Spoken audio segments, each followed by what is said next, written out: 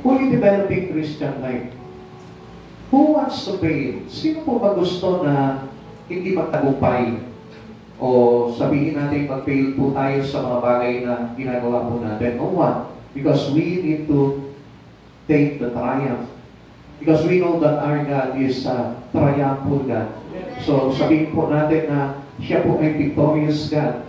Kaya nga po, napakasarap po na talagang kitikita buhay po natin sa Panginoon. Kaya kung iniisip nyo na, naku, wala na, gigibili na tayo, patay na tayo ngayon. Sabi ng Lord, in the midst of famine, He will satisfy thee. He will satisfy those just. Hindi niya po tayo pababayaan. The truth is, everyone who wants, sabi po dito, every one of us want to be successful Christian. Gusto po natin na maging successful Christian po tayo. Kaya na, tingnan lang po na sumunod po tayo into God's procedure. Iwanan na po natin yung mga bagay na makapunto sa buhay po natin, lalo-lalo na nowadays na kailangan po talaga na we need to go into the glory of the Lord. Kailangan na buhay po natin, papalapit na po dapat sa glory ng Lord, or else mapapaawa po talaga tayo.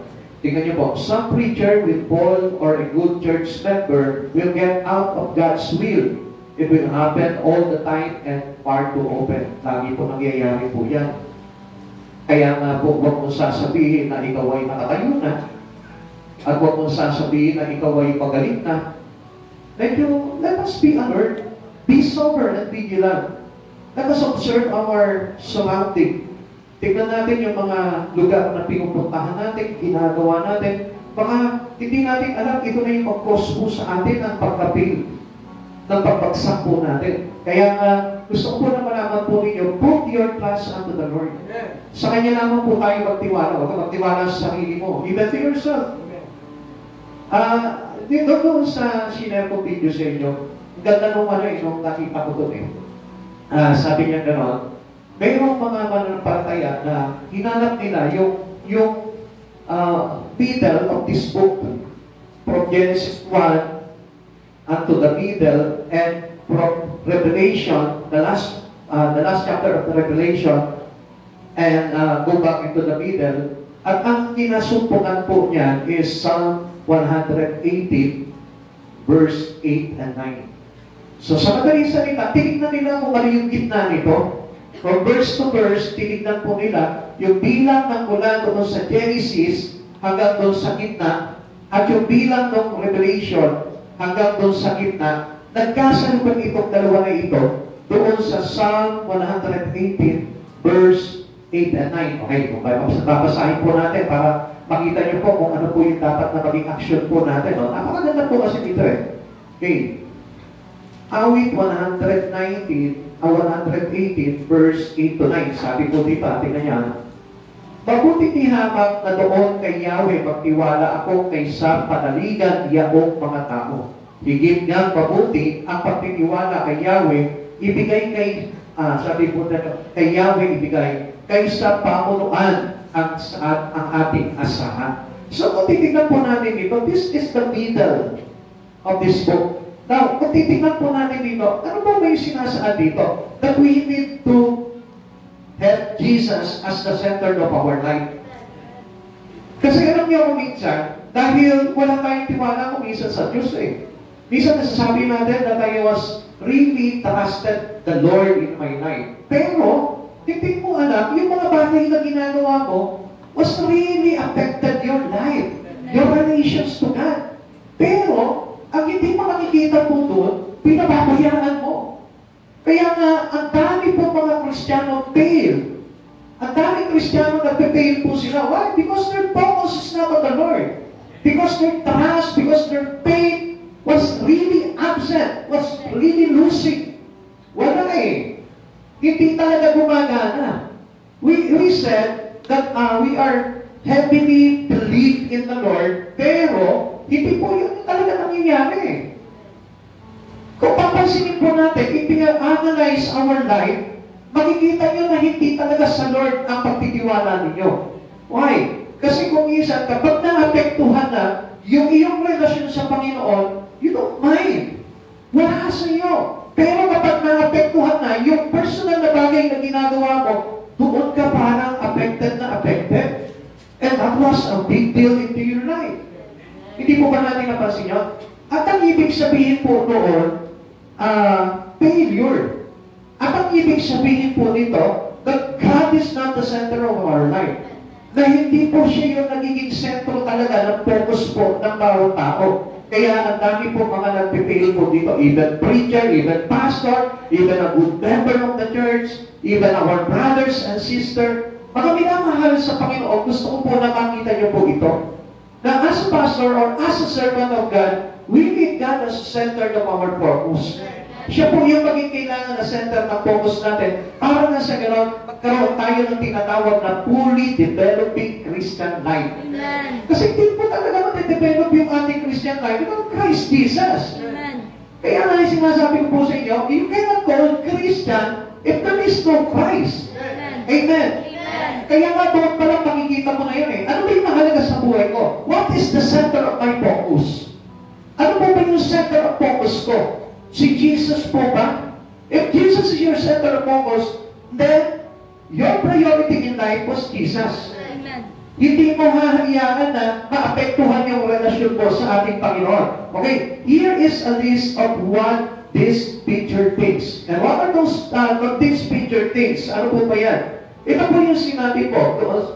Excuse me. Doon sa verse 4 ng the first Peter, ng 2 Peter, okay, sorry. Okay, sabi po dito ng 2 Peter, chapter 1, verse 4, sa pamamagitan nito'y nangako siya ng mga bagay na mahalaga upang makaiwas kayo sa mapangirang sibuyo ng kahalayang umiiral sa mundong ito at mamahati sa kanyang kalikasan bilang Diyos. Ano po ba yung mga sinasabi po dito na mapangirang sibuyo ng mundong ito, ng sanglibutan? So, ang sinasabi po dito, yung bagay na makapagpapawala sa iyo kay Heso Kristo. Kaya nga, yun yung sumisira ng iyong relasyon kay Kristo. Ngayon, ano po ba itong picture things na ito na gusto mag-isangkap sa buhay po na bawat Kristiyano? Okay, tingnan po natin. Una, guarantee your fruitfulness. Kailangan po talaga lagi tayo nabubunga. Hindi lamang po sa ngayon o sa kapanahunan dapat. So, ibig sabihin po niyan, daily or open in our life must be fruitful. Sabi po ng verse 8, ang mga katangiang iyan ang kailangan ninyong tagayin at pagyamanin upang ang inyong pagkakilala sa Panginoong Heso Kristo ay huwag mawalan ng kabuluhan at kapakilabangan. Ano ba yung kailangan natin pagyamanin sa ating pamumuhay? Itong mga katangian na ito.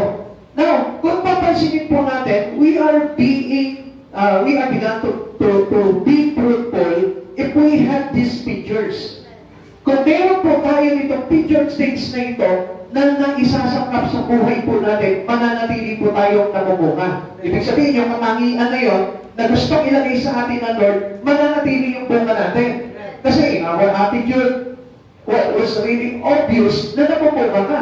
Now, kung titignan po natin, only, ganito po yan eh. Kung isa sa attitude pa lang, wala nang bunga. Doon pa lang, failure Christian ka na. So, sa madaling salita, doon pa lang, bumagsak ka na. So, makikita natin yan, kung talaga, you are a triumphant Christian.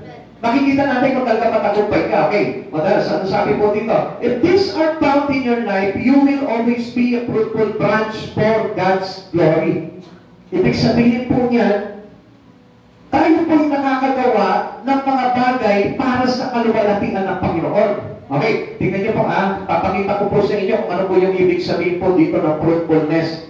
This implies that you will be a witness and a soul winner for Jesus. Kaya hindi niyo napapansin, aral tayo ng aral. Aral tayo ng aral. We are always keeping our life into gathering facts about God. Hindi niyo napapansin? Namamaligtan tayo ng katotohanan. Namamaligtan lang tayo ng karunungan. Pero, where can we use it? Saan? Para saan? Yung mga bagay na natututunan natin, para saan?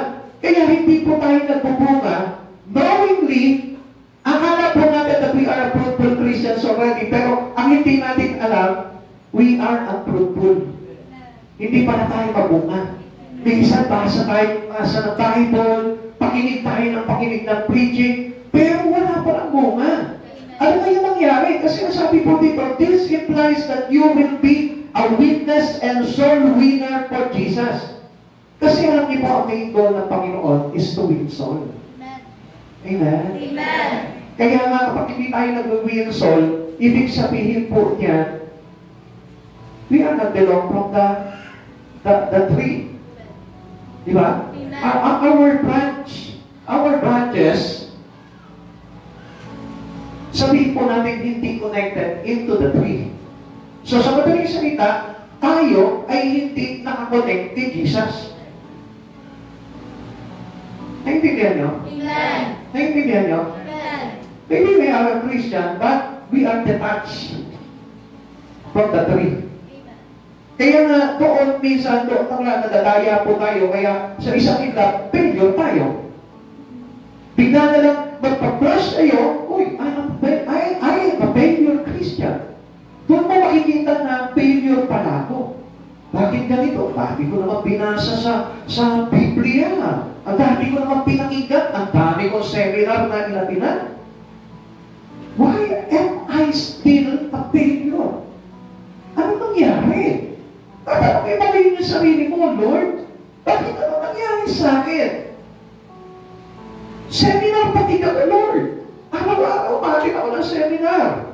Araw-araw, nag-aaral ako ng Bible. Araw-araw, nagninilay-nilay ako. Alam niyo kung saan tayo nag-fail po doon? Kasi hindi tayo naging witness ni Christ. Kasi hindi tayo nagpanalo ng kaluluwa kay Christ. Kaya walang silbi yung mga bagay na inaanap natin kasi hindi nagagamit yung buhay natin. You can be fruitful when you allow Christ to equip you. Pag pinabayaan mo, pinaitulutan mo si Kristo na gamitin yung buhay mo, doon ka magbubunga. Nakikita niyo kung paano nagiging failure ang isang Kristiyano? Kapag hindi ka ginagamit ni Jesus at ginagamit mo lang si Jesus, you are failed. What do I mean here? Ginagamit mo si Jesus because naglilikop ka ng mga kaalaman patungkol sa Kanya.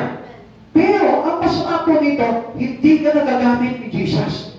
Bakit? After all na makagather ka ng mga kaalaman tungkol kay Jesus, hindi na papakinabangan ni Jesus yung karunungan na ilalagay sa iyo.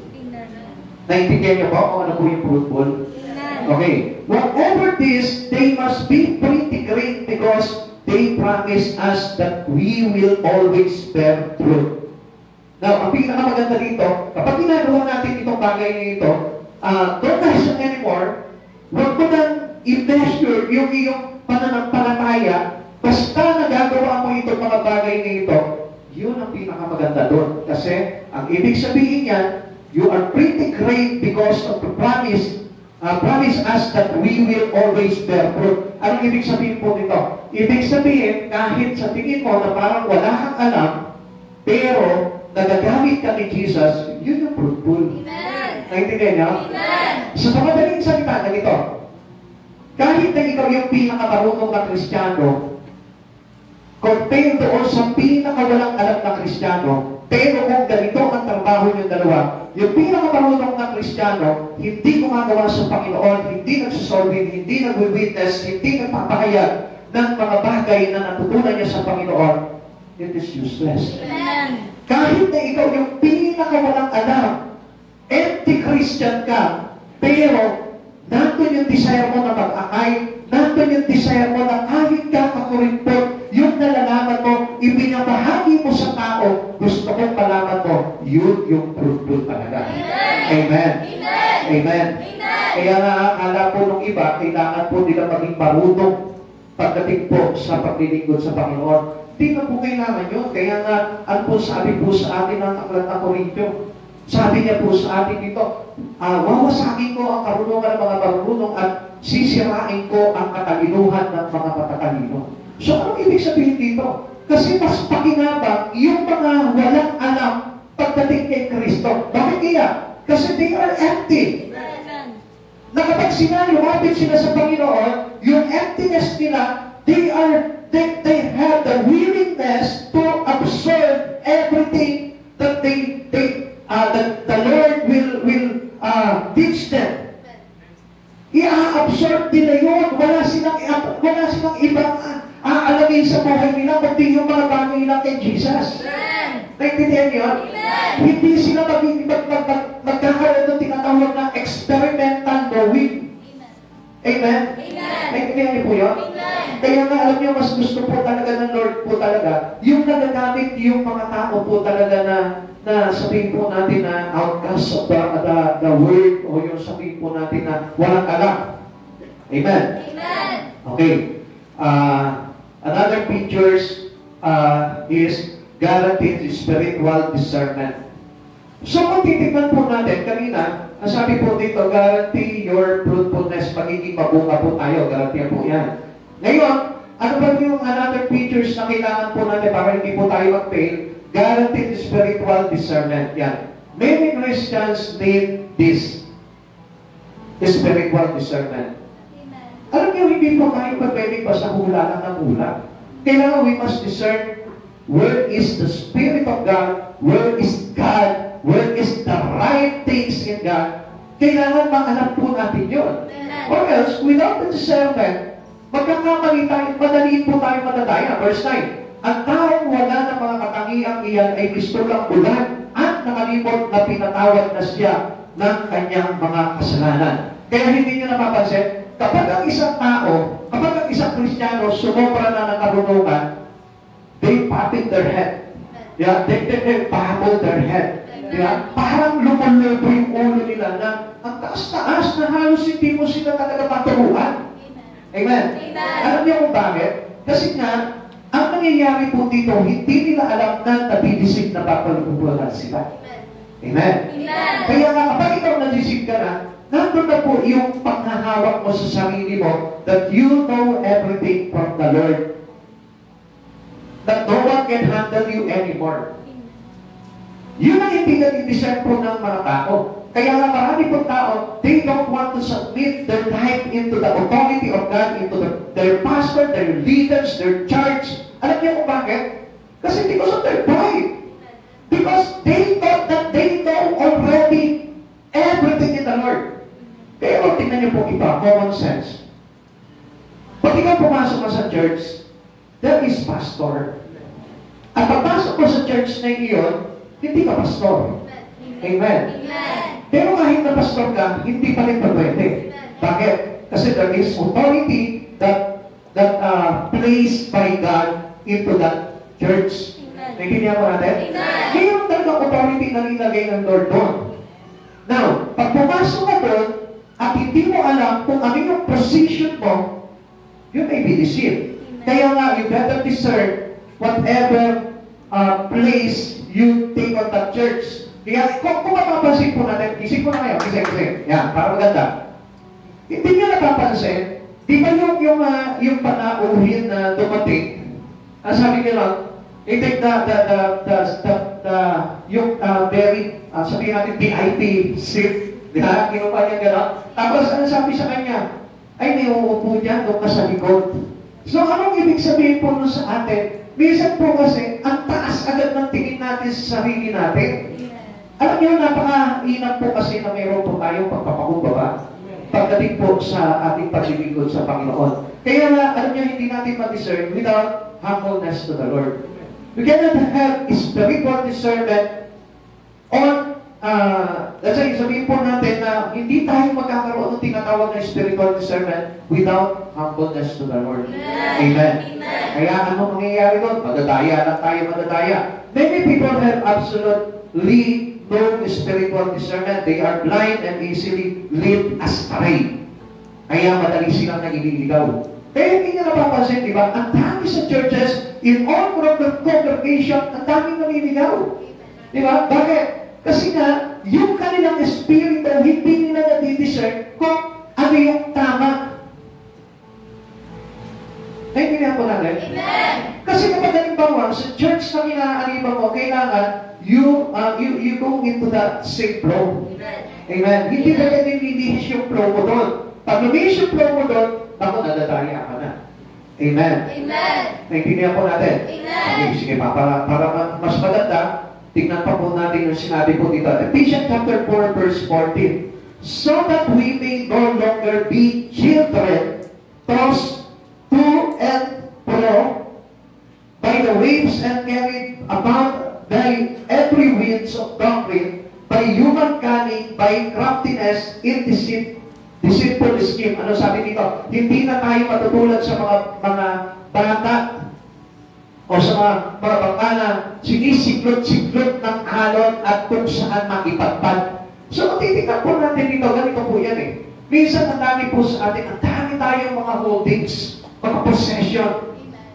Alam niyo, ang isang bagay lamang po dyan, alam natin yan, once you go close to Jesus, once you come to Jesus, bitawan mo lahat ng mga holdings mo, bitawan mo lahat ng possession mo. Amen. Just come to Christ Jesus. Amen. Kaya tayo madaling nangililigaw, they are lead to astray, you know why?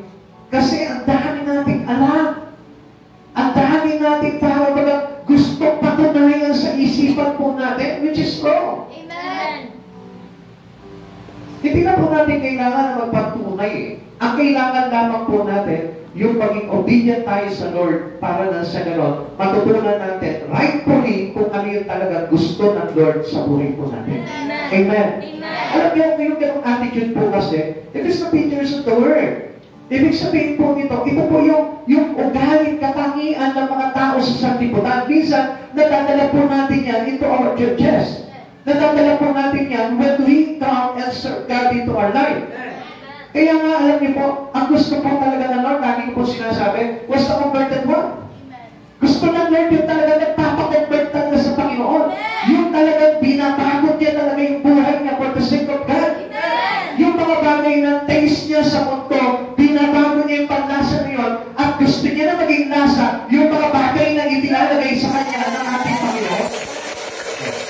Kaya nga meron po tayong tinatawag dito eh. Sabi niya po dito, by human cunning and by craftiness in deceitful scheme. So, ibig sabihin, ito po yung mga tusong pagdaraya. Kaya hindi natin napapansin, yun yung attitude na nakukuha natin, mapandaya. Kaya even in our spirit, mayroon mga Kristiyano na nandadaya. Amen. By being a pretendful Christian. Kaya lahat ng bagay na ginagawa niya sa Panginoon, pandaraya. Eh sa palagay po natin, doon sa bagay niyo, hindi natin makikita na nandadaya na po para tayo. We cannot discern it.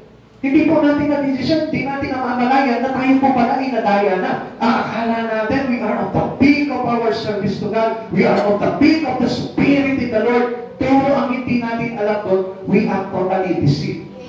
Tayo po pala ay nadaya na. Kaya napakalaga po nito mga picture sticks na gusto mag-impart sa atin ng ating Panginoon. Ikatlo, guaranteed your absolute assurance of salvation. Dito tayo makakasiguro na tayo po ay magkakaroon ng totoong kaligtasan. Okay, verse 9b, sabi po dito, ang taong wala ng mga katangiang iyan ay mistulang bulag at nakalibot na pinatawad na siya sa kanyang mga kasalanan. Kaya, ano nangyayari? Everything in the Lord must nagkakaroon po siya ng tinatawag na spiritual dullness. They forget everything in the Lord. Nakakalimutan niya yung mga bagay na ginawa sa kanyang kabutihan ng Panginoon. Ang pinanghahawakan niya na lamang po dito, ano po? Yung kanyang present kalagayan pagdating sa kanyang paglilingkod. Ang hirap mo. Do not forget your past. What do you mean? Hindi yung past na mga pamumuhay mo, ha? Totally converted ka na nga. Ibig sabihin, kung saan ka hinangon ng Lord. Kung ano yung kabutihan ginawa sa iyo ng Lord. Dapat lagi mo maunawaan yung tako. Para na sa ganon, hindi po tayo magkaroon ng tinatawag na pride. Kasi alam niyo po yung assurance po natin for salvation, nawala na po yan because of our pride. Kasi meron tayo, pag may pride, may pinaglalaban. At pag may pinaglalaban tayo sa Panginoon, I tell you, hindi tayo kalulugan ng Lord. Kasi ayaw niya nga po yung tinatawag na strife and vain glory. Yung nakikipaglaban tayo sa walang kabuluhan na kapurihan. Amen. Kasi kung minsan alam niyo, marami po mga Kristiyano ngayon, yung ugali na ito ay hindi nila nagtataglay. Alam niyo kung bakit? Kasi alam niyo kung bakit na nagiging ganun po sila? Kasi meron po silang gustong patunayan sa sarili nila eh. Dati, wala kayong dapat na patunayan sa Panginoon. Let us remember that day na tinanggap mo si Jesus sa buhay mo. Tignan mo kung ano yung sitwasyon mo sa buhay. At makikita mo how gracious God we have in your life. Makikita mo na sa habag lamang pala ng Diyos, niligtas ka, sinalba ka ng Panginoon. Kaya kapag lagi mo naaalala yun, natatandaan mo yung mga bagay na ginawa sa ng Panginoon, there is an assurance for salvation. At hindi po tayo mawawala po doon. Meaning, kailangan lamang po ng pagpapakumbaba pa rin natin sa Panginoon. Amen. Evidently, because of this promise us that we can have assurance of salvation, they promise us that we can get to the place where we never doubt again. Nilalagay tayo ng Lord doon sa lugar na kung saan hindi ka na mag-aalintangan. Alam niyo, kaya ako minsan maraming mga Kristiyano na maliligtas kaya ako. O isasama kaya ako sa radyo. You know why we are getting into doubt? Alam niyo po kung bakit po tayo nag-aalintangan? Kasi nga, guilty tayo of doing something in our life. When you are doing something which is not acceptable to the Lord, gusto ko po malaman mo, you feel guilty. You feel doubtful. Kasi, alam mo sa sarili mo, na kapag ginagawa ka, alam mo na hindi ka maliligtas sa Panginoon. Alam mo na hindi ka kalulugan ng Panginoon. Kaya nga, everything was there to have an assurance of salvation. Ano po dapat natin gawin? Alalahanin mo kung paano ka hinango ng Lord doon sa iyong pagkakasala. So, ibig sabihin, nandun ka sa mahirap na kalagayan, pero isinalpa ka ng Panginoon para maligtas ka. Yun yung lagi mong alalahanin. At huwag mong tatanggalin yung kalagayan mong yun sa harapan ng Panginoon. Kasi marami po sa ating po ngayon, na kapag halimbawa napaglingkod na siya sa Panginoon, he started this ministry to God, medyo nag-iiba na yung kanyang pananaw. Nakakalimutan niya na yung pagkakahango sa kanya ng Lord. Nakakalimutan niya na yung pagliligtas sa kanya ng Lord. Nakakalimutan niya na yung mga magagandang bagay na ginawa sa kanya ng Panginoon. And that was seriously danger. Napakadelikado po nun. Kaya hindi ka napapansin, di ba? Parang hindi ganun ka-importante si Lord sa buhay po na marami. Alam niyo kung bakit? Kasi hindi nila namamala, hindi nila napapansin yung bang ginawa sa kanila ng Diyos. Ayaw nilang alalahanin na, oo nga pala, kaya pala napako si Kristo sa krus dahil nga pala para ako ay maligtas. Kaya tingnan mo, yung dating po ng marami, kapag nakatugtog na sila ng kaalaman pagdating sa Biblia, and was there to involve in the ministry, ano po nangyayari sa kanila? Medyo nag-iiba na yung kanilang attitude. Nakakalimutan na nila yung dapat na kababaang loob na dapat nilang iharap sa Panginoon. Kaya gusto ko po na malaman po ninyo, retain your humbleness in front of the Lord. Manatili po dapat sa ating po yun. Huwag niyo papaguhin yun. Kung mayroong ugali na dapat na hindi mabago sa atin, dapat yung iyong pagsunod, yung iyong pagpapasakot, at yung iyong kababaang loob pagdating sa Panginoon. Never think that you are already on the highest peak. Huwag mong titignan na iba mataas ka sa kanila. Huwag mong titignan na hindi mo sila ka-level. Lagi mong isipin na tayong lahat pantay-pantay nandun amang tayo sa paanan ni Kristo. Amen. Ika-apat, guaranteed that you will never fall again. Yan. Pag natutunan mo rin yung mga bagay ngayon, naging pabunga ka na, at nandun na yung assurance of salvation, everything was there, hindi ka na magpapol. Amen. Hindi ka na babagsak. Hindi ka na matitison. Hindi ka na mawawala. Hindi ka na atras pagdating sa iyong paglilingkod sa Panginoon. Sabi po dito ng verse 10, kaya nga mga kapatid, lalo kayo maging masigasig upang mapatunayan ninyo, kayo ay tinawag at pinili ng Diyos. Kung ganito ang gagawin ninyo, hindi kayo matitison. Now, what do the Lord wanted to know about this? Ano po ba yung gusto malaman natin dito ng Panginoon? Balik tayo doon sa number 1. Ang sabi ng Lord, gusto niya maging fruitful ka. Hindi ka magiging fruitful kung hindi ka gagawa. Kung hindi ka magpapakaabala sa mga bagay sa Panginoon, hindi mananatili yung ating pagtawag ng Panginoon bilang pinili ng Diyos. Amen. If you are keeping your life on your closet, I tell you, hindi po yun yung parang panawagan mo sa Panginoon. Hindi matutupad yung panawagan mo sa Lord. Kahit sabihin mo na magbasa ka na magbasa ng Biblia, mag-pray ka na mag-pray, but if you won't agree into the ministry that given to us, in requirements of God into your life, gusto ko malaman mo, hindi magiging makasaysayan yung patawag ng Diyos at pagpili sa'yo ng Diyos. Amen. Kaya nakita niyo po yung mga karakter po sa Biblia, nung tawagin sila ng Panginoon, was really totally converted. Nag-iba yung mundo nila. Amen? The world becomes upside down. It turns to be upside down. Ibig sabihin po na yung dating mundo nila na ginagalawan, at iba na bago. Kaya makikita ko sa kanila, yung dating kaabalahan nila sa mundo, napunta sa kaabalahan sa Panginoon. Lalo na sa panahon po natin ngayon, dapat po talaga abalahin po natin ang buhay po natin sa Panginoon. Sapagkat dito po, yung parang sinasabi sa atin ng Panginoon, at sabi niyo po gano'n, di ba? Kaya nga mga kapatid, lalo kayong maging masigasig upang mapatunayan ninyo, kayo ay tinawag at pinili ng Diyos.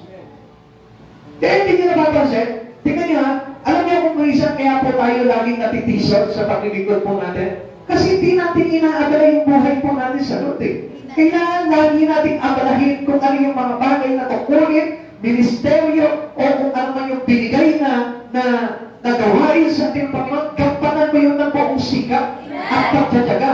Para na sa gano'n, tingnan niyo po yan, hindi mo mapapansin yung mga bagay na mapanira sa buhay mo bilang Kristiyano. Kaya hindi nyo napapansin, kapag ang isang tao na stuck yan into one places of his life, of his Christian life, ang nangyayari yan, napapagtuunan niya yung kanyang sama ng loob, napagtutuunan niya yung kanyang pagpo, napagtutuunan niya yung kanyang ingit, yung kanyang selos, yung mga bagay na differences or against the will of his calling to God. Yun po yung napapagtuunan niya. Yung mga problema niya, yung mga kakulangan niya, yung kahinaan niya, yung mga bagay na wala siya, yun ang napagtutuunan ng mga tao. Kapag hindi niya inaabala yung buhay niya sa Panginoon, he felt guilty. Amen. Kaya hindi niya napapansin, di ba, parang inuusig ka ng konsensya mo. Ano ba yan? Lord, hindi pa rin ako nakakagawa sa'yo. Ano ba yan, Lord? Hanggang ngayon, di ko pa rin nagagawa yung mga gusto mo. Then, unti-untiin mo yung bagay na yun. Gradually, magkaroon ka ng conversion sa buhay mo. Convert your life into the ministry of God. Gawin mo yun, makikita mo. Titibay ka at magkikipatatag ka at makikita mo yung pagkatawag sa iyo ng Panginoon at pagpili sa iyo ng Panginoon ay magkakaroon talaga ng kakarunan. Amen. Amen. Amen. Amen. Okay. Punta na tayo sa pag-aaral natin, no?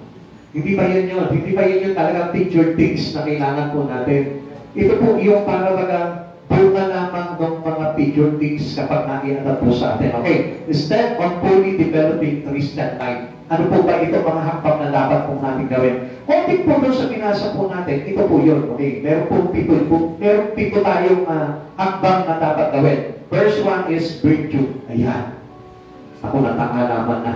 Pag sinabing virtue, moral uprightness or holiness. Yung pamumuhay mo bilang matuwid. Yung pamumuhay mo bilang banal. Now, siguro sasabihin mo, Pastor, pabagit naman ako. Tingnan mo kung saan banda. Yeah. Marami po mga Kristiyano ganyan eh. Minsan, akala natin that we are being right. Amen? Yung pala, left pala tayo. What do I mean here? Yung pagiging right natin ay nagiging unright. Bakit po ba? Kasi ikaw naman nagsasabi eh. Kaya we cannot consider it into our life. Kapag ito man ako, pastor, sa totoo lang, kagiliw-giliw naman ako, pastor. Sino nagsabi? Sino nagsabi? Ikaw. Di ba? Wala nagsabing iba, ikaw lang yung nagsabi. Kaya obviously, your right is unright. Yung iyong pagkakaakalang tama, ay mali. Yung pagkakakala mo matuwid, hindi pala. Amen. Moral uprightness or holiness. Minsan, sinasabi natin, pastor, nakukuhay naman ako sa kabanalan. Saan ba ka? Kung titignan natin, ang buhay na talaga nasa kabanalan ng Diyos, hindi umaalis kay Kristo. Amen. Because when you out of Christ Jesus, this is unholiness. Amen. If you go into the places without Christ Jesus, that was unholiness.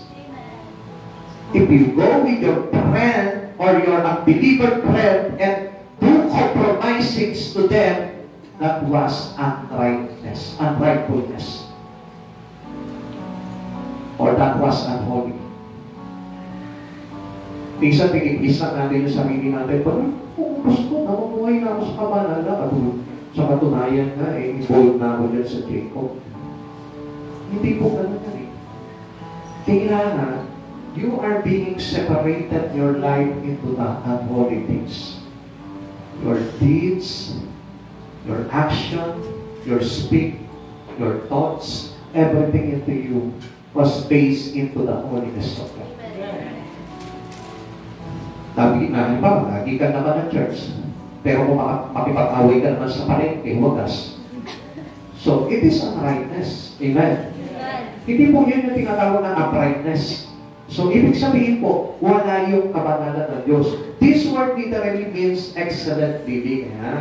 Yun po yung tinatawag na excellent living. Kahit saan ka magpunta, kahit na sino yung iyong kasama, hindi ka gagawa ng kahit na anong bagay na hindi kalugod-lugod kay Yahweh. Amen. Amen. Eh syempre, papasok na dyan yung priority mo ang Lord. Papasok na dyan yung putting God first. Seeking God first. So doon pala makikita na natin yung tinatawag na uprightness, yung moral uprightness. Ibig sabihin, Lord, kung mayroon ka talagang kabutihan, pag-uugali, pagdating po sa pamumuhay po natin, kailangan this was applicably not only in your church, not only in your ministry, but kahit saan. Amen. Kahit sino kaharap mo. Kaya nga sabi ng Bible kahit na yung hindi mo nasasakupan, dapat ginagalang ka, nire-respeto ka. Amen. Amen. Hindi naman po yan yung nagsasabi nung na he was respectful to other. Tapos makikita mo kung makipag-argue sa iyo wagas, di ba? Kasi may nakausap po kami ganun Sabi niya gano'n, o ikaw nang hindi rumirespeto sa akin. Lahat sila rumirespeto sa akin. Eh yung sinabi mo lang gano'n, hindi ka lang respeto Di ba? Yung iklima na respeto ka, that is something wrong. Di ba? Yung ipinagmamalaki mo doon sa tao na sinasabi mo na, ako nire-respeto ko ng mga nasasakupan ko. Di mo na kailangan sabihin yun. Kasi it can be recognized by your own. It can be recognized by other. And most especially, it can be recognized by God. Gusto ko pero malaman mo, hindi ikaw yung papansin ko. Pag ikaw yung nagsabi na mabait ako, ibig sabihin, ikaw lang yun. Di ba? Sige nga, tanongin mo nga yung katabi mo, mabait ka ba? Siyempre, ano ibabalik na tanong sa inyo, ano sa tingin mo? Di ba? Kasi doubt siya sa sarili niya Alam niya na pag sinagot niya yung sarili niya, magiging sarcastic yung sagot niya. Sasabihin niya, di ba? Sabi, oo naman, mabait naman ako. Di ba? Mabait ako. O sabi mo di ba? Ikaw ang nagsabi nun. Pero pag sa kanya nang galing yun, ay, oo, mabait ka talaga. Kasi tagal na kitang kilala Alam ko na hindi ka manluloko. Alam ko na hindi ka nakikipag-away. Alam ko na hindi ka nakikipag-argue into nonsense thing. Di ba? Kapag halimbawa nakita mo, walang kabuluhan, nakikipag-argue. Uprightness ba yun? Moral uprightness ba yun? Hindi. Di ba? Doon pala makikita na natin kung ano yung tinatawag na excellence living. O halimbawa, nagpakagam ng gasolina. Tapos, nakikita mo yung halimbawa, yung kinakarga sa'yo, parang sabihin natin na kulang. Pag-inaway mo agad. Kung pala ka, tingnan mo nga yung kinarga mo, kulang yung wala pa sa buhin yung ano. Diyan, nakipaglaban ka na agad. So, ibig sabihin nun, it is not based on excellent living. Siyempre, yung excellent living, ay, parang kulang pa yata yung may isang pindot pa yata. Sige, pindutin mo ba? Tapos pag pindutin niya, ay, thank you, God bless you. Yung mga na, di ba? Nakikita ko, hindi yung agad nakikipagpunuan agad. Yan, di ba? Nasasalawin nyo na yung mga bagay. Galing ka agad Bisa, halimbawa, nasagi lang doon sa palengke. Ang laki-laki ng tahan! Ang payat-payat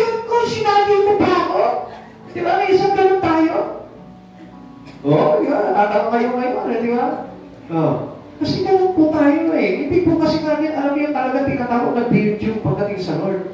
Dapat, they can recognize yung pagkasakit ka. Hallelujah, praise the Lord. Patawarin yan. Hindi mo alam gano'n. Eh, okay lang. Sige. Hindi mo naman sadya eh. Huwag mo na lang ulitin. Pag inulit mo yan, tama ka na.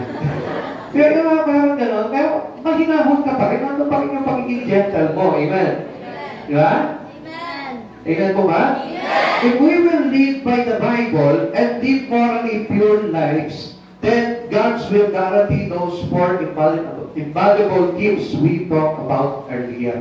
Yung mga bagay niyo, hindi natin tatas-masahan yun kung hindi po natin ipamamuhay yung mga bagay na isinasaan po sa ating tinuturo ng Biblia. Amen? Yung fruitfulness, discernment, salvation, and never fail. Yung mga bagay niyan, kapag tayo po ay hindi po tayo namuhay into excellent living or in virtue, gusto ko malaman po ninyo, apektado po itong mga bagay nito.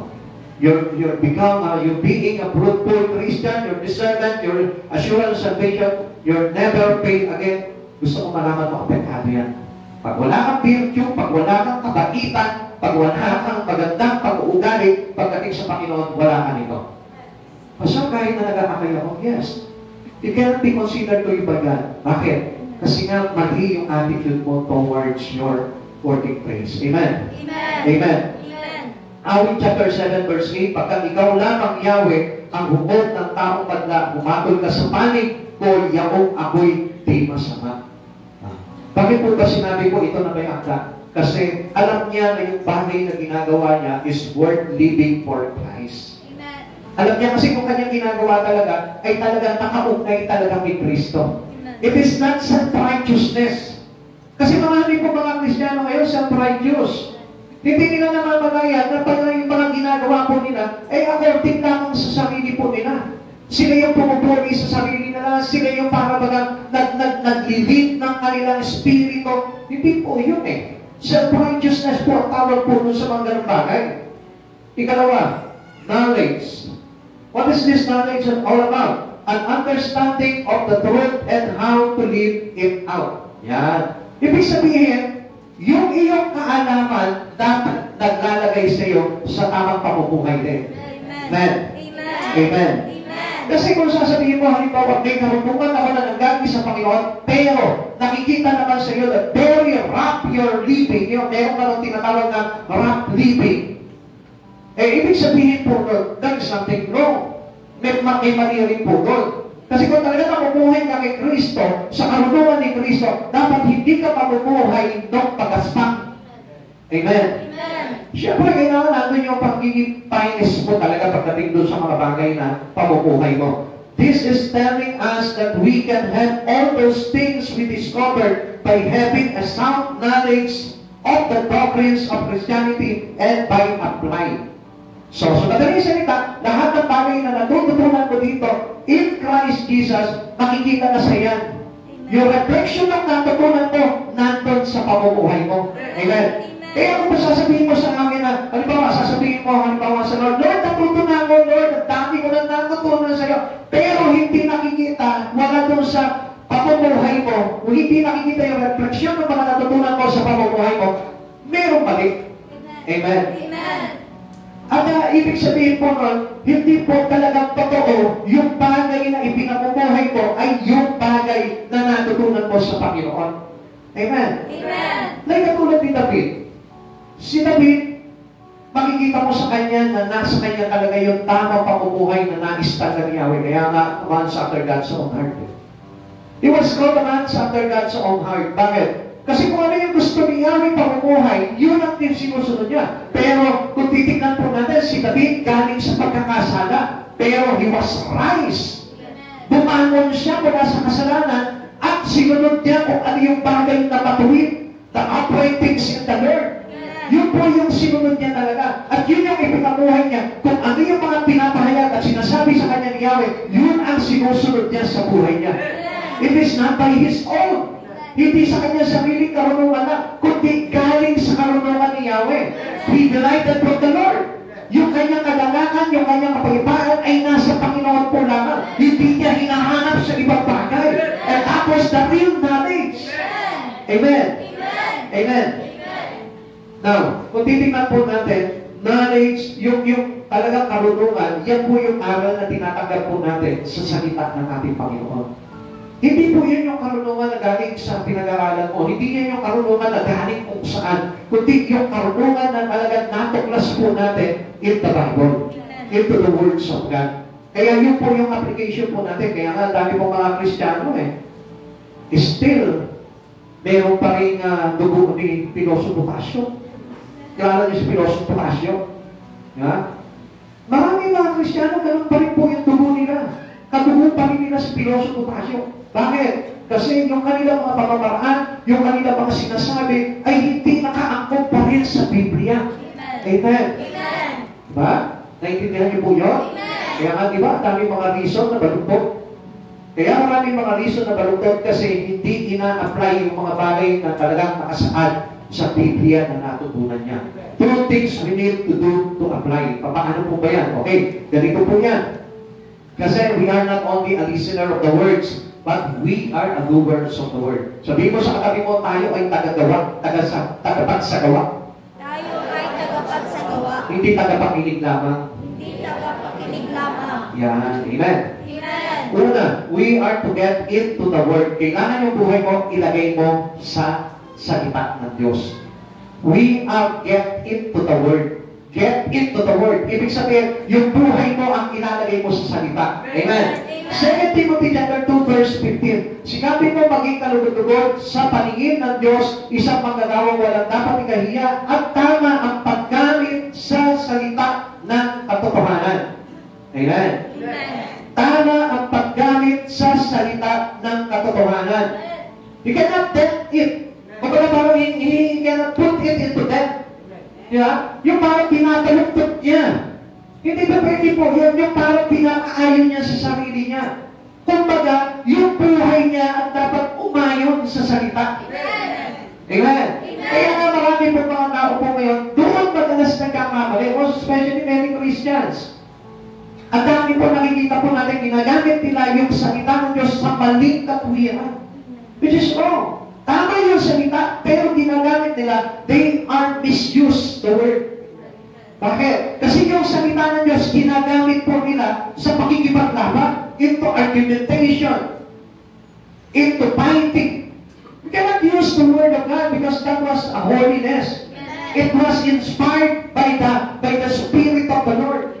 So sa madaling salita, if this word was inspired of the Spirit of God, ibig sabihin po nito, it is all about the holiness of God. Amen. So kaya hindi natin pwede po ito na gamitin, or we can use it into fighting, we can use it into argumentation, into debate.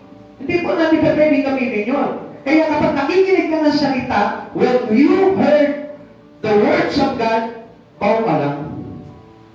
Yuyuko ka lang at tatanggapin mo lang, you will accept it mightily into your life. Amen. That's how we can put our life, or we can get our life into the Word. Yun po yung kailangan natin gawin. Ilagay mo yung buhay mo sa salita ng Diyos. Amen. Living righteously by His Word. Pag mali, ang tawag po doon ay self-righteous. Yan. Bakit naging self-righteous? Kasi yung words na righteous, ginamit lang ng sarili mo sa kapakinabangan mo. Self-righteous. Amen. Amen. This is not God's righteousness. Kasi kailangan, pag God's righteousness, ibig sabihin dapat si God na sa buhay mo habang isinasagawa mo at ina-apply mo yung salita ng Diyos sa buhay mo. God's righteousness. Amen. Pag sinabing self-righteousness, you learn from the words, and that this word, ginamit mo lang para doon sa personal mo lang na motibo. Amen. That was self-righteousness. Amen. Naintindihan po natin? Amen. Ikalawa, we are to let the words get into us. Hayaan mo rin na yung salita pumasok sa iyo. Amen. Pumasok ka sa salita, at ikaw naman, at ang salita naman ay pumasok sa iyo. Ito po yung sinasabi ko madalas po sa inyo, we cannot only accept God into our life. You can put your life to Christ. Amen. Amen. After salvation, there is glorification.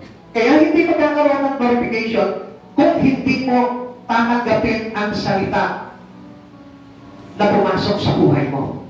Amen. Amen. Kasi yung salita dapat pakilaman ng buhay mo niyan. Kaya hindi nyo napapansin, ang daming pastor pakilamero. Hindi po ba napansin nyo? Bakit ba si pastor? Pati na lang love life ko, pinapakilaman. Pati yung pinansyal ko, pinapakilaman. Pero sa kapiyata, pakilaman ng pinansyal. Biro lang. Ibig sabihin, yung lahat ng area ng buhay mo, kailangan pakilaman ng salita. Bakit?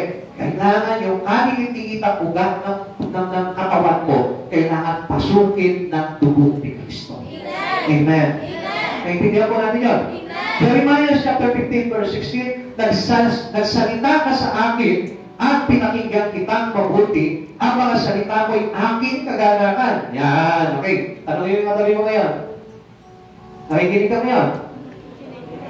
Nagagana ka ba? Ako'y sa iyo, Yahweh, Diyos na makapangyarihan sa lahat. So, ibig sabihin, if you are for God, for Yahweh, may kaganakan ka sa pakikinig ng salita. Amen. Amen. Okay, tingnan mo ngayon yung katabi mo. Kay Yahweh ba yan? Para lumulubot tayo. Nalalagdagan na yung mga kunot sa mo. Amen. So, sabi niya po dito, nagsalita ka sa akin at pinakinggan kitang mabuti. Yan, nakikinig ba kayo mabuti? Amen. Saan? Sa katabi nyo na nakikipagkwentuhan sa inyo. Ha? Ang mga salita mong aking kagalakan. Yung salita nagbibigay ng kagalakan. He was delighted into the words. So, ibig sabihin po niyan dapat, every time na makakarinig ka ng salita ng Diyos, talagang nag-uumapaw, lumukso yung iyong espiritu dahil sa kagalakan sa pakikinig ng salita. Amen. Lisa lang sabi, joyful into the words. Lagi po natin tatandaan po nun. Ikatlo, nandiyan pa po ba tayo? Pakitanong ko lang yung katabi mo. Sabihin mo, gusto mo ba ng katangian ito? Gusto mo ba ng katangian ito? Sige, pagka hindi nyo gusto itong katangian na ito, ibang katangian ang may lalagay sa inyo. Ha? Kukunin natin yung root word doon. Baka iba po ang lumabas doon. Pag pinawasan natin yun, pinawasan mo sa harapan sa umpisa, at pinawasan mo sa dulo, iba ang magiging kahulugan doon sa buhay mo. Kaya kailangan natin ito yung future things that we need from the Lord. Yung pong mga bagay na tinuturo sa atin. Ikatlo, temperance. Yan. Okay. Kaya mo ba? Ha? Amen. Mga kapagtigil pa. Amen. Wala pa paglilipat dyan. Wala pa. Okay. Naway, wala kayong mahawakan dyan. Temperance, sabi po dito, meaning self-control. It implies that I do not do as I please. I control myself and do as the Lord pleases. Yan. Marami po sa atin, walang pagpipigil sa sarili. Bakit po kaya? Kasi ang piniplease ng karamihan, kadalasan, kaya madali siya magalit, piniplease niya yung sarili niya. Do not please your own mind. Amen. Huwag mong i-please yung sarili mo. Sabi ko nga sa inyo, huwag niyo laging sasabihin na tama ako. Kasi lalabas niya, pag lagi mo sinabi, tama ako, ang magiging pagtinig nila doon ng ibang tao sa'yo, di tama ka. Amen. O sige, ulit-ulitin mo. Sabihin mo sa katabi mo, tama ako. Sige, ulit-ulitin mo sa kanya. Ano yung pagtinig mo? Di ba? Pag inulit-ulit mo yung talabas mo, ang pakinggan mo, ang pandinig mo, may tama ako. Di ba? Kaya hindi nagiging tama. Kaya ngayon, pag sinalungat ka ngayon nung sinasabihan mo yun, nagkakalit ka. Amen. Madali kang magalit. Nawala yung tinatawag na self-control sa'yo. Kasi masyado mong piniplease yung sarili mo. We cannot please by I. Amen? We cannot please by you. We only please God into our life. Pag naglingkod ka sa Panginoon, wala tayong ibang ipiplease, kundi ang Diyos lang sa buhay po natin. Amen. Amen. Yun po yung tinatawag na fruit of temperance. Yun po yung nagiging bunga ng ating self-control. Na kapag marunong ka mag-self-control, makikita mo, hindi ka magkakaroon ng kaaway. Si Pastor, wala self-control eh. Dami kaaway. Hindi, so, wala, alam nyo. Kasi pag na-control mo yung iyong temperance, yung bagay na banal, mamaintain mo rin, mareretain mo rin sa buhay mo. Alam niyo ba yung galit, nakakawala ng kabanalan? O, hindi niyo ba alam yun? O, di ba? Yung living uprightness, nawawala sa buhay ng tao kapag lagi siyang galit. Amen. Amen. Amen. Kaya nga si Sister Mary na, medyo pinocomfort ko palagi niya. Kasi alam niyo po, lalo na sa panahon po natin ngayon, malapit na dumating ang Panginoon, huwag ka nang gaano magagalit. Kasi baka mamaya, di ba? Di ba, malagalit ka sa anak mo. Ha? Bakit mo yung ubus yung binigay ko sa'yo? Di ba budget natin pang isang linggo yan? Bigla nag-rapture. Teka ba? Di ba?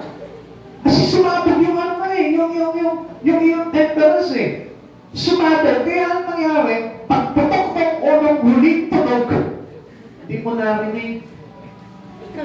Ang narinig mo dun yung galit. Oh. Kaya hindi ka na, kaya naapektuhan ka tuloy. Amen.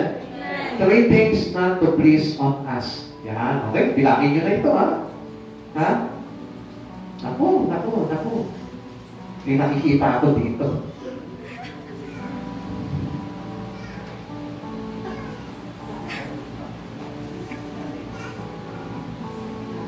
We need to keep our tongues holy. Kasi kung isa, alam niyo po, yung ating mga dila, it can cause of distractions to many. Amen. Amen. Amen. Kaya nga itong bagay na ito, kaya kung isa, alam niyo, nawawala yung ating temperance, it is because of our tongues.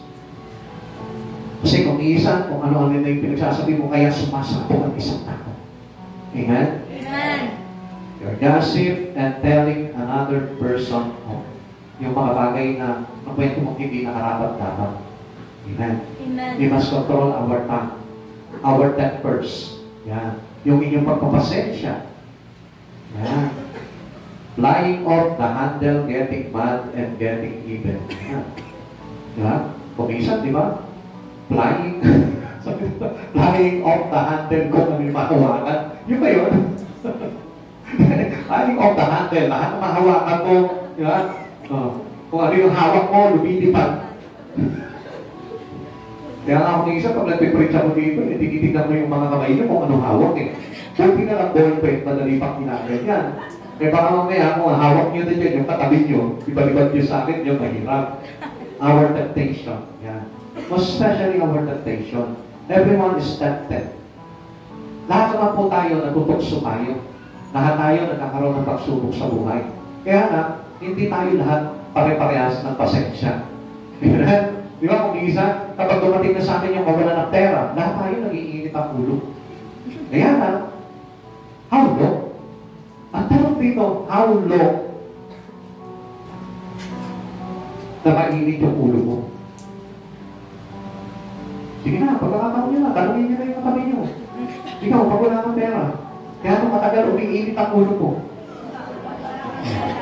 Mas matagal, mas ubos ang pasensya. Mas matagal, mas walang self-control. Amen. Mas matagal, wala yung temperance.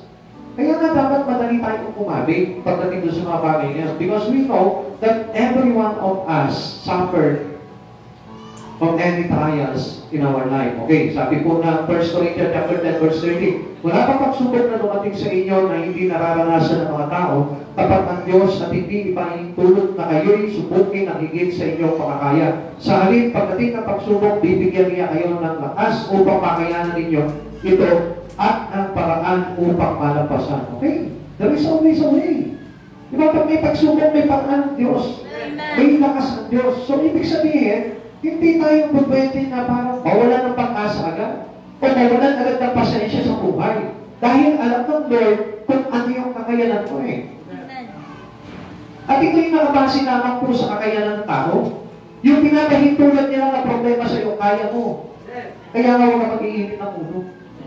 Kaya sabi mo sa kapatid mo, huwag mainit ng ulo. Huwag mainit ang ulo. Lalo na pag walang pera. Lalo na pag walang pera.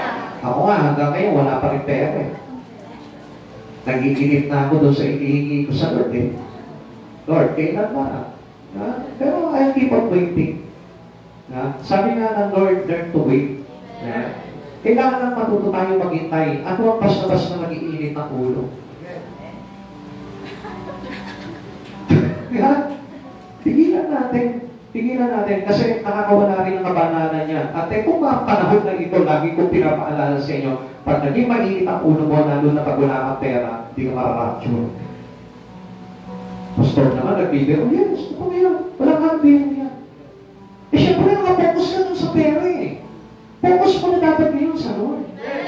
Whatever your focus today, hakarin mo yun. I-focus mo doon, i-focus mo kay Kristo.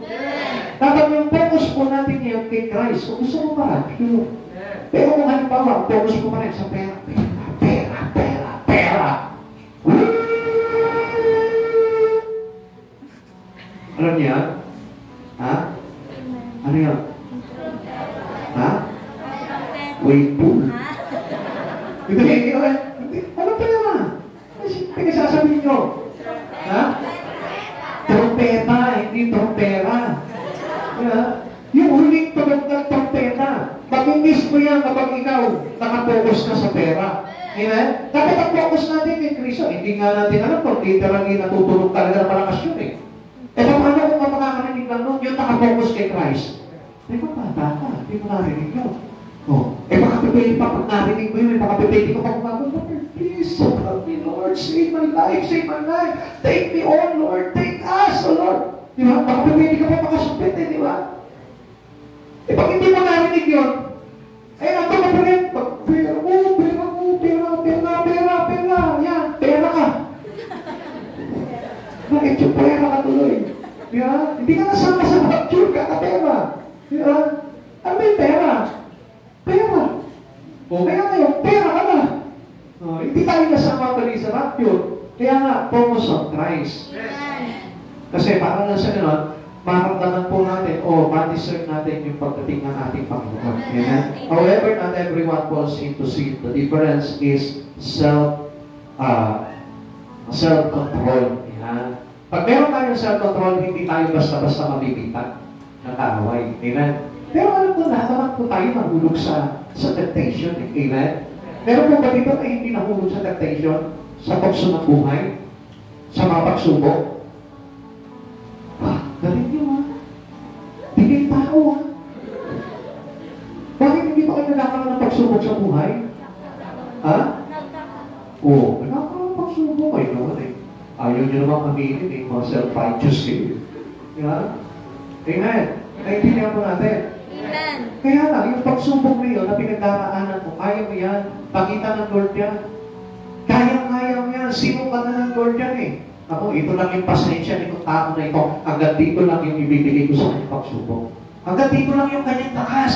Hanggang dito lang yung ibibigay ko pagsubok sa kanya. Alam niyo mo, naka-measure yan sa pananampalataya mo sa Panginoon. Kaya hindi yan papalitulog ng Lord ng higit sa iyong pakakaya.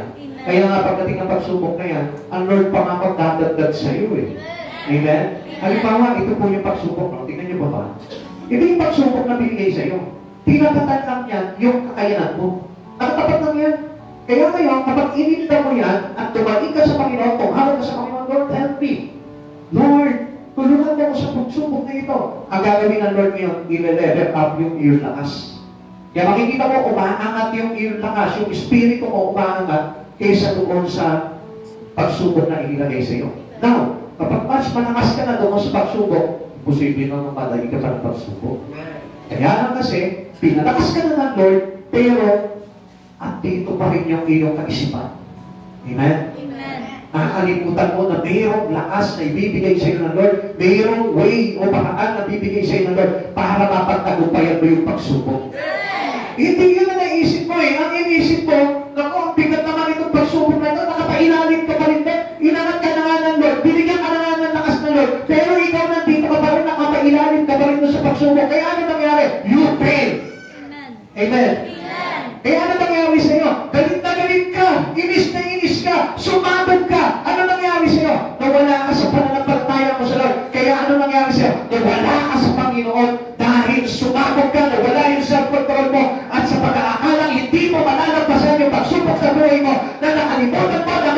pala na ipinagkaloob sa atin si Kristo to overcome all things in our life. I can do all things through Christ who strengthens me. Nakakawala ko ang lahat ng bagay sa lakas ng loob ni Yesu Kristo. Amen. Ika-apat, your patience. Yan. Minsan, instead of patient, nagiging patient tayo. Diba? Bakit? Sobrang stress. Nawawalan tayo ng pasensya. Kaya ano nangyayari ngayon sa atin? Ang nangyayari sa atin, lumilihis tayo ngayon doon sa gustong mangyari ng Lord sa buhay po natin. Ang sabi mo dito, is not swerve from His devotions to God even by the greatest of trial. Ano sabi mo? Huwag kang lilihis. Na kahit na mayroong mga pagsubok sa buhay mo, keep patience. Dapat lagi ka pa rin naka-align sa Lord. Alam niyo, ang dami pa mga Kristiyano ganyan eh. Kung minsan, alam niyo, nawawala yung pasensya po nila. Nawawala yung kanilang pananatili sa Panginoon. Alam niyo yung tinutukoy ng Lord dito ng patient? Yung pananatili mo sa Lord. Kailangan pagtiisan mo yan. Kailangan matuto tayo magtiis. Sabbath now, glory later. At yung iyong pagtitiis na ginagawa sa oras na ito, na kapag ikaw hindi ka nawala sa Panginoon, gusto ko malaman mo, yung glory na tatanggapin mo pagdating ng araw ay higit pa sa mga bagay na ini-expect mo sa buhay nito na nangyayari. Amen. Kaya nga si Jacob kung mapapansin nyo, di ba, ano po, Genesis chapter 32, verse 24 to 29, nung nakipag-wrestle po ito si Jacob, ano nangyari po sa kanya? Napalian siya ng bato sa kanya. Amen? Anong ginawa niya? Hindi siya tumigil, hindi niya binitawan yung anghel na yun. At anong ginawa po nito? Hanggang sa magdaman po sila magpupukan ni Wayway, hindi pa rin niya binibitawan yung anghel. Kahit na makimot na yung tagilira niya, still nakipag-wrestle pa rin siya. Ano po ba ibig sabihin sa ating Lord? Ibig sabihin, we must wrestle everything, every circumstances, every troubles, every trials in our life with God, with God, with God. Kasama natin naman ang Diyos. Amen. Huwag kang bibitaw sa pananampalataya mo sa Panginoon. If you wrestle for something, if you wrestle for troubles, if you wrestle with your problem, do not be horrible. Do not unhold God into your life. Huwag mong bibitawan si Kristo. Huwag mong aalisan si Kristo. Huwag mong iiwanan si Kristo. Kasi magkakagumpay ako si Kristo at kasama mo na nakikipagkaman. Amen. Amen. Alam niyo, napakahalaga po dito bagay nito ngayon sa buhay po natin. This is the important features that we can have in our Christian life today. Ito pa, panahon po na ito, na kahit nasabihin mo paano nagigipit na ang mga tao ngayon, if you have this patience, marunong ka magtiis sa buhay at nananatili ka sa Panginoon, I tell you, walang sino makakagapi sa iyo. Relax ka lang, si Jesus ang bahala sa iyo. Ika-lima, our godliness, meaning walking in the view of His greatness. Dapat yung ating maging pananaw, ikatulad po ng napakatakilang pananaw ni Yesu Cristo. Nandiyan ba po tayo? Yun po yung pinakamahalaga doon. Dapat our point of view is the same with the greatness of view of the Lord. Kailangan ko ano yung napakaganda at napakatakilang pananaw ng ating Panginoon na ito. Yun din po dapat yung nakikita natin.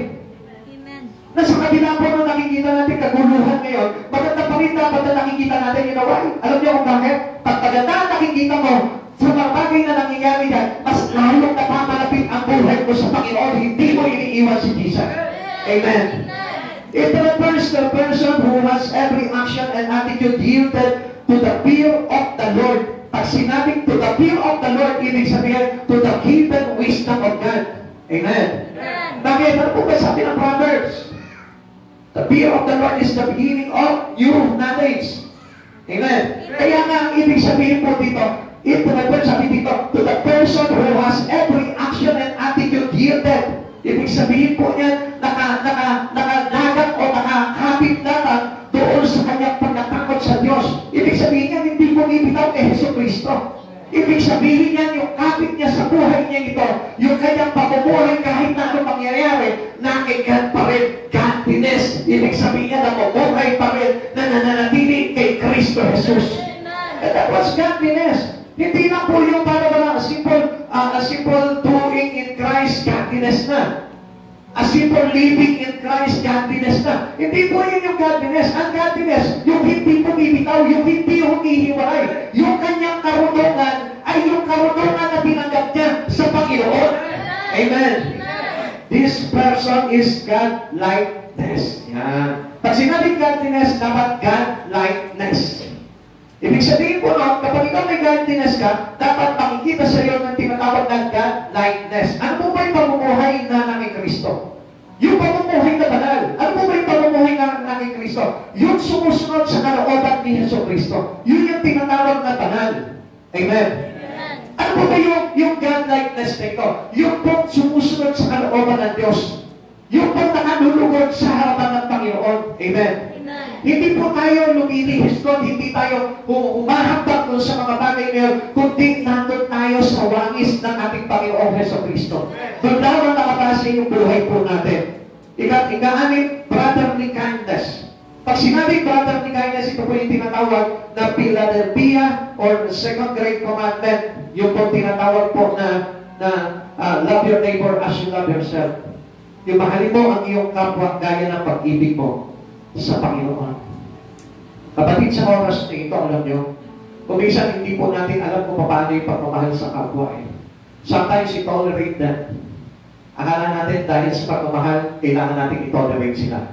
It is not the love. It is not the Philadelphia or the brotherly kindness.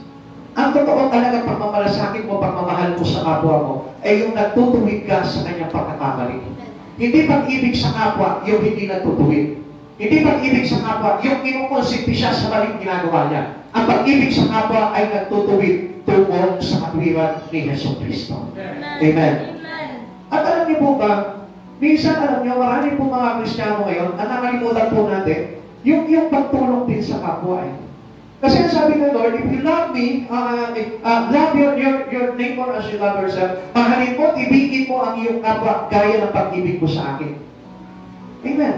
Na magpapasin po natin, paano ka magmahal kay Jesus? It reflects how you love your neighbor.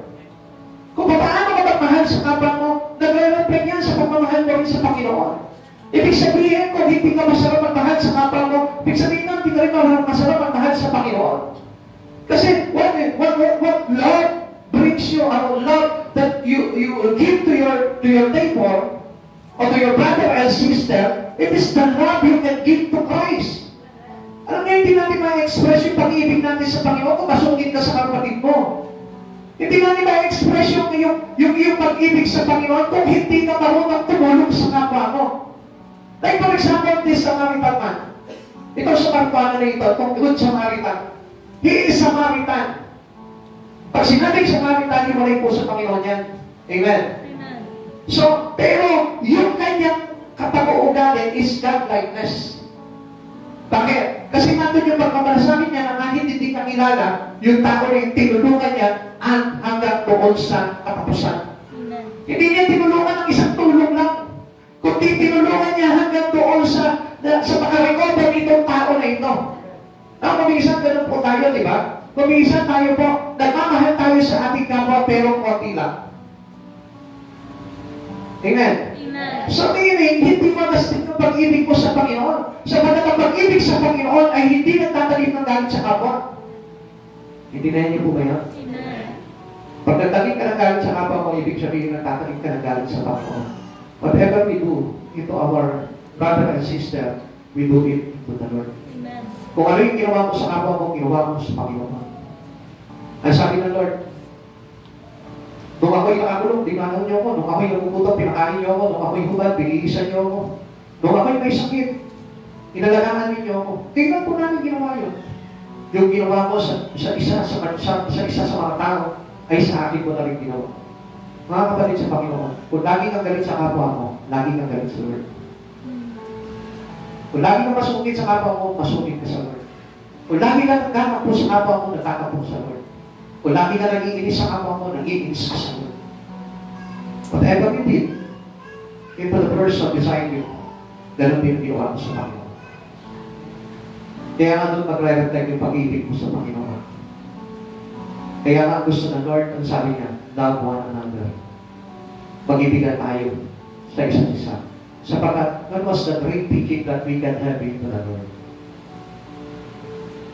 Hindi namin pwede na paano ba nanlalait ang kapwa, nang-insulto, naninira ng kapwa po natin, because that was not God-likeness. It is not a brotherly kindness. Sabi po dito na Matthew chapter 22 verse 39, ito naman ang pangalawa, ibigin mo ang iyong kapwa gaya ng pag-ibig mo sa iyong sarili. Now, tingnan niyo po ito mga kapatid sa Panginoon. How you love yourself. Paano mo mahalin yung sarili mo? Siguro naman hindi mo inaagad yata yung sarili mo. No? Sigurado naman hindi ka nagsiselos sa sarili mo. Sigurado naman hindi mo sinusukitan ang sarili mo. Sigurado mo hindi mo dinadaya yung sarili mo. Sigurado naman na hindi mo rin pinagdadamutan yung sarili mo. This is how we love others. Ganun din po dapat tayo na magmahal sa iba. Ikapito, the last is charity. Pag sinabi po charity, it means agapeta. He is referring to the self-sacrificing, never-ending, and all-encompassing love that Jesus exhibited when He came to the earth to die for sin. Minsan nga tayo parang untouchable pa tayo eh. Minsan nga parang ayaw natin na isakripisyo yung buhay natin. Minsan nga hindi natin magawa na akuin kung ano yung bagay na nahihirapan doon sa ating kapwa. We are Christian. We are serving God. And we must be like Christ. Pagdating po sa pagmamalasakit at sa pagmamahal, hindi natin makaya na ialay yung buhay natin para sa ating mga kapatid. Minsan nga, maliit na sakripisyo lang, hindi po pa po natin mai-sakripisyo sa mga kapatid natin. Madalas ko po sinasabi sa church na ito, di ba, hindi ikaw ang maargabyado, huwag lang ikaw ang maargabyado. Sapagkat kung ikaw ang maargabyado, at least nakatulong ka pa sa iba. Pero kung ikaw ang maargabyado, ibig sabihin, hindi ka magiging kalulunod sa Panginoon. Ibali lang ikaw ang dayain. Huwag lang ikaw yung matayan. Because this is how we show our love, willing to sacrifice for your love to others. Minsan, nagagalit tayo, dinaya niya kasi ako. Inisahan niya ako. Hindi ko mapapatawa dito. Then love him. At sa ganung pagkakataon na ipakita mo yung katulad ng ginawa ni Kristo na sinakripisyo niya yung buhay niya kahit dinaya siya ng tao, kahit pinagmalupitan siya ng tao, kahit na wala siyang kasalanan, ginawa niya yung bagay nito. Be like Christ. Isa tayo, madali tayo magaling at nawawalan yung pagmamahal natin sa kapwa po natin kapag ginawa tayo ng hindi mabuti. Gusto ko malaman mo, sa oras na ito, kung meron kang tinatawag na charity or the agape love like Christ Jesus, kaya-kaya mong patawarin yung kapwa mo na yun. Ano man sama na ginawa sa iyo, because you know how to sacrifice your life for others. Because you know your Christ. Kilala mo si Kristo. Minsan na yung konti pagkain na hinihingi ng kapwa mo, hindi mo pa maibigay. Minsan pinagkakakitan pa natin yung mga kapwa natin, which is hindi ginawa sa ating ng Panginoon yung bagay na yun. Hindi ka pinagkakitan ng tulong ng Panginoon. Hindi ka pinagkakitan sa lahat ng mga pangangailangan mo. Kaya nga, sarap ng buhay mo eh.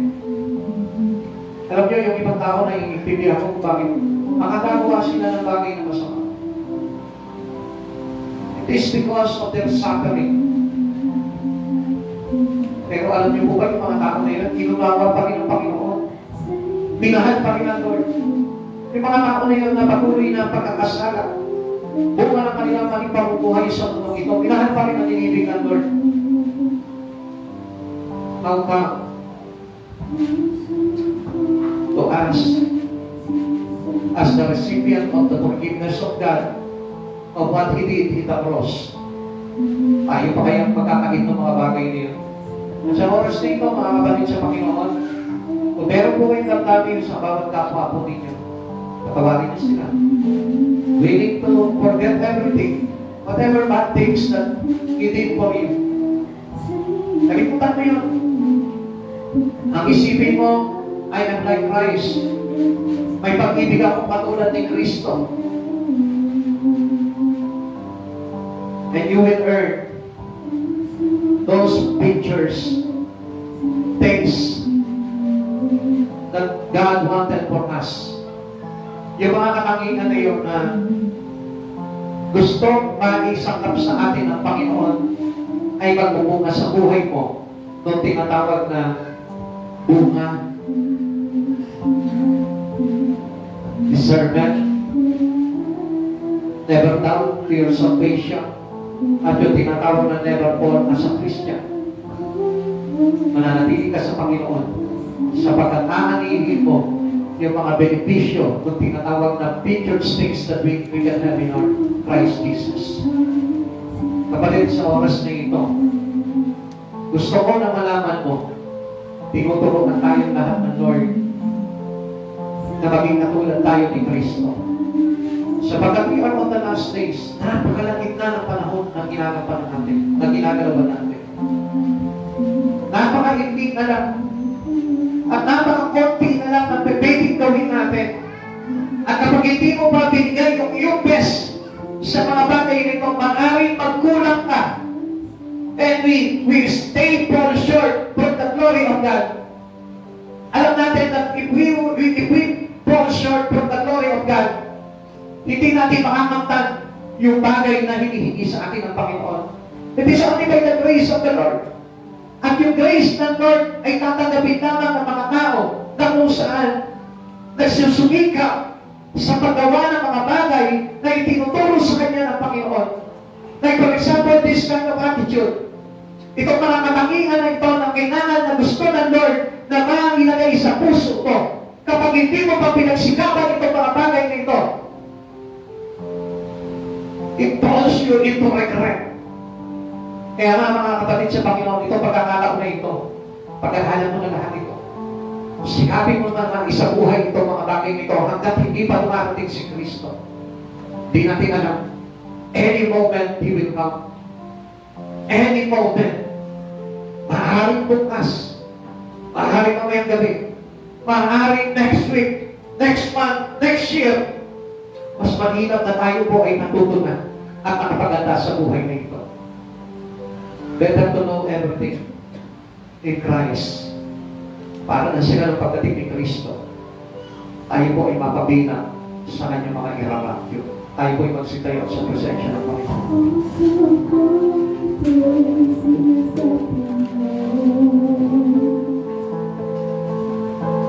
God wanted us to convert. He wanted every children of Him converted into His Spirit. Kapatid, gusto ng Diyos ng maraming pagbabago sa buhay mo. Gusto ng Diyos na ito na babago ang pananaw mo. Gusto ng Diyos na ito na madedevelop ka fully into a Christian life. At kung hindi mo isasabuhay yung mga bagay na itinuro sa atin ng Panginoon from the past up to now, hindi tayo madedevelop as a good Christians to Him.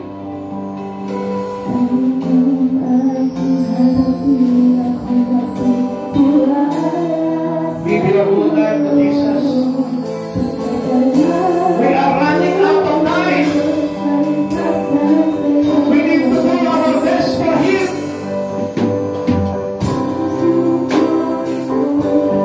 Pasimulan mo na na magaling kung ano man yung mga bagay na nakabibigat sa espiritu mo.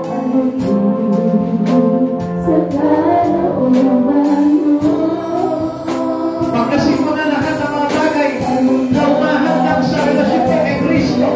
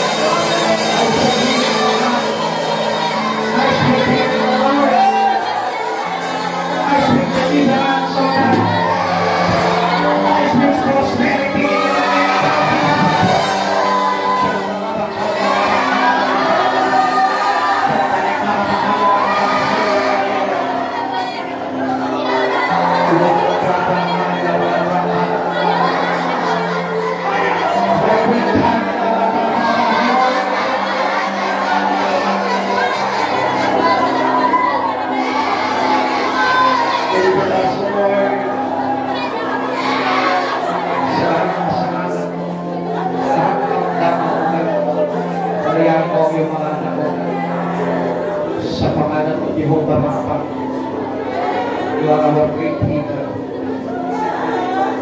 You are Shalom, our peace, hallelujah, our righteousness, our banner. Your Spirit of God, your Spirit, O Lord, will convert us, O God, accordingly, O God, likeness. God likeness. God likeness. God likeness.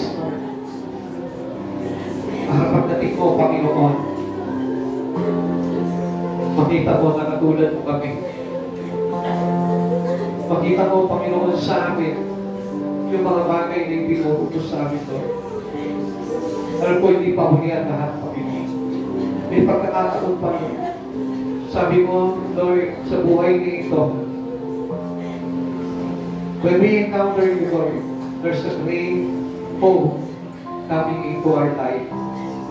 At sa pagkakataon nito, Panginoon, nagkasala pa kami sa iyo after knowing you, Lord. But still, Lord, sabi mo,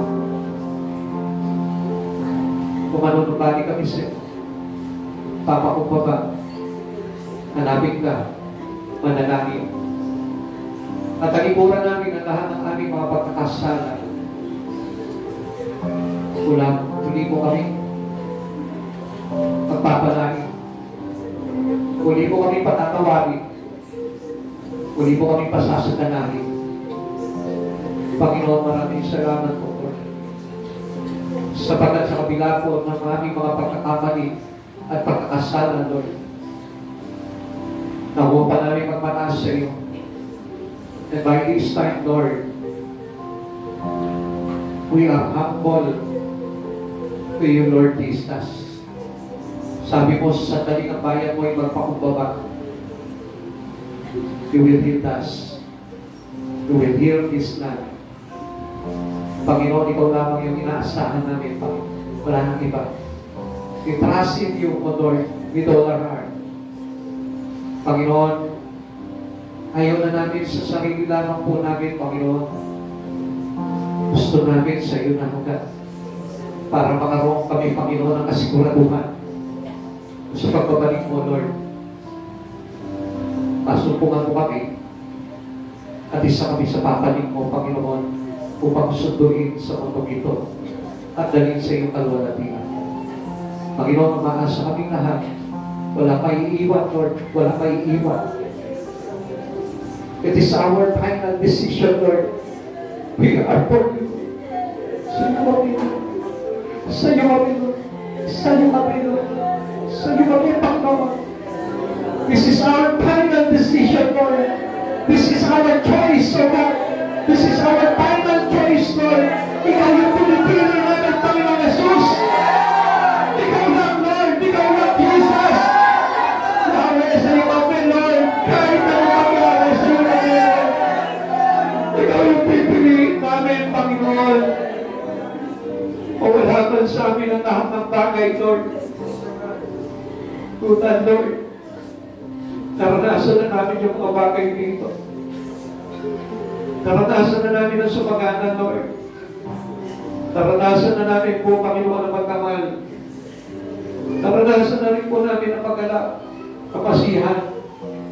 Naranasan na namin yung mga masasarap na pagkain sa mundong ito, Lord. Naranasan na namin, Panginoon, yung mga magagandang lugar, Panginoon.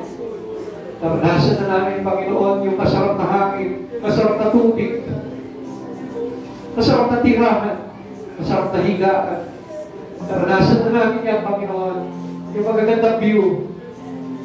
And this time, Lord, you are now our choice. Ikaw yung gusto namin totally paranasan namin sa buhay namin. No matter what, Lord, Ikaw yung gusto namin, Lord. This is our choice, our final choice.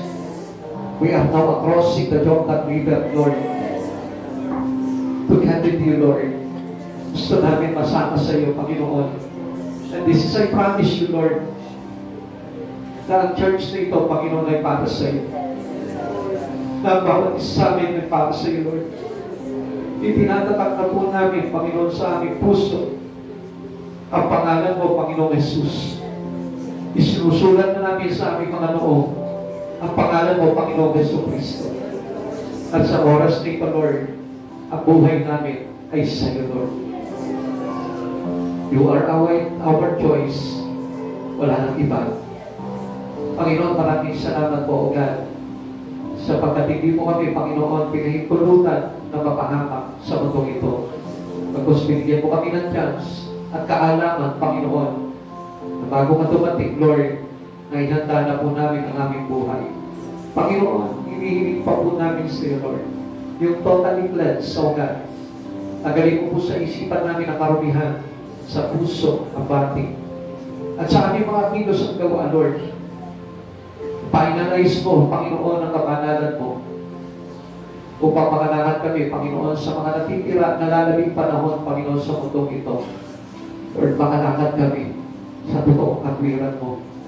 Dagdagan mo, Panginoon, ang aming isipan upang hindi kami matisod, Panginoon, upang patuloy na makita namin, Panginoon, yung kagandahan at kabutihan na pagtawag mo sa amin bilang mga pinili mo, Panginoon Jesus.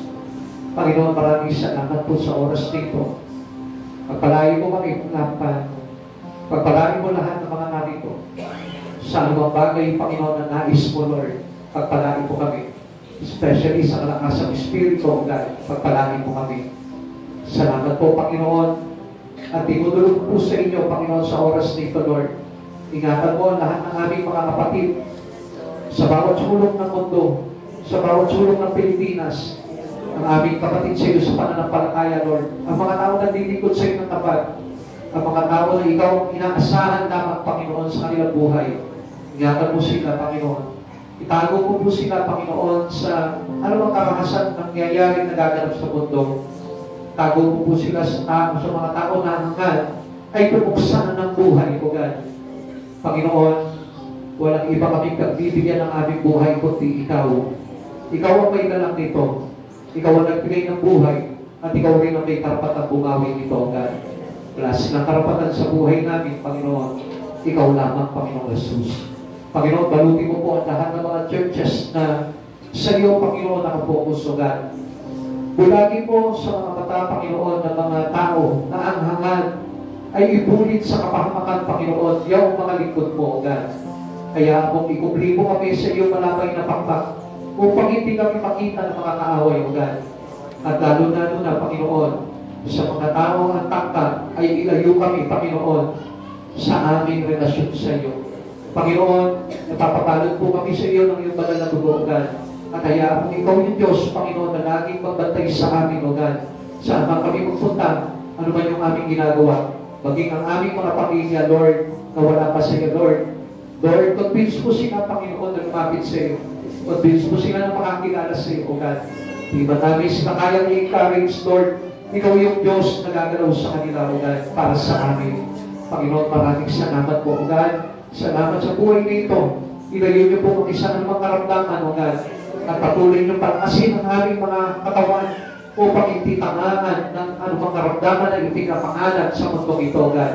Maraming salamat po, Panginoon Jesus. Sa iyo po namin ibinabalik ang lahat ng kapuri at karangalan. God be the highest glory. This name. Amen. God bless you.